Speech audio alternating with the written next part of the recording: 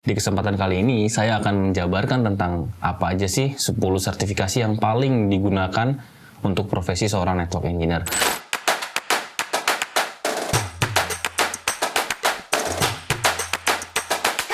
Halo teman-teman, pada kesempatan kali ini saya akan membahas tentang top 10 sertifikasi yang digunakan oleh seorang network engineer.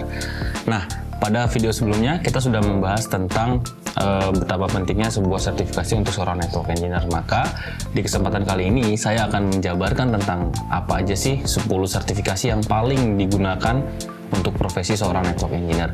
Namun sebelum kita lanjut ke videonya, kalau kalian merasa bahwa video ini bermanfaat buat kalian, jangan lupa di like dan di share ke teman-teman kalian.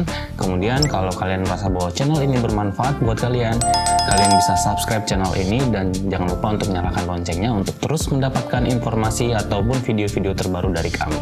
Oke, jadi untuk 10 sertifikasi network engineer yang sering digunakan di dunia industri networking itu, yang pertama kita ada pada sertifikasi Cisco atau sertifikasi yang dikeluarkan oleh Cisco System. Nah, di sini untuk seorang network engineer Cisco itu biasanya sertifikasi yang digunakan itu ada macam-macam. Jadi ada untuk network engineer routing switching, kemudian ada untuk security, dan juga ada masih banyak beberapa aspek-aspek atau level-level yang dikeluarkan oleh Cisco System. Nah, kemudian untuk yang sertifikasi kedua itu ada dari Juniper atau dari Juniper Certification. Nah, di sini sama halnya seperti Cisco, Juniper juga mengeluarkan untuk produk network engineer routing switching, kemudian security, kemudian untuk enterprise arsitektur, dan masih banyak lagi sertifikasi-sertifikasi yang dikeluarkan oleh si Juniper-nya ini. Nah, kemudian yang ketiga nih,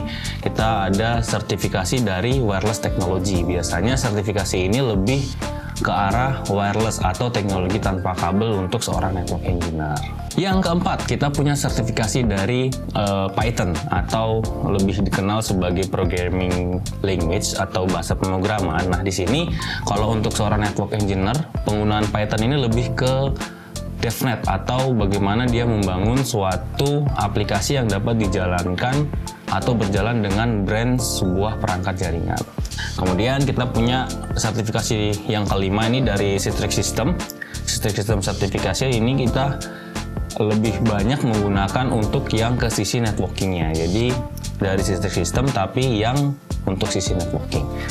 Nah, yang keenam, kita punya sertifikasi dari Wireshark Network Analyst. Jadi biasanya kalau kita tahu Wireshark ini kan untuk monitoring jaringan ya. Jadi Wireshark pun memiliki kelas sertifikasi yang ditujukan untuk seorang network engineer spesifik untuk memonitoring jaringan komputer yang berjalan di instansinya. Nah, kemudian yang ketujuh kita punya sertifikasi dari CompTIA, atau kalau lebih spesifik ke network engineer sih biasanya untuk CompTIA yang network plus ya. Jadi kita akan lebih membahas tentang dasar-dasar atau konsep jaringan, kemudian IP address dan lain sebagainya. Pokoknya yang masih berhubungan dengan jaringan namun belum terlalu spesifik.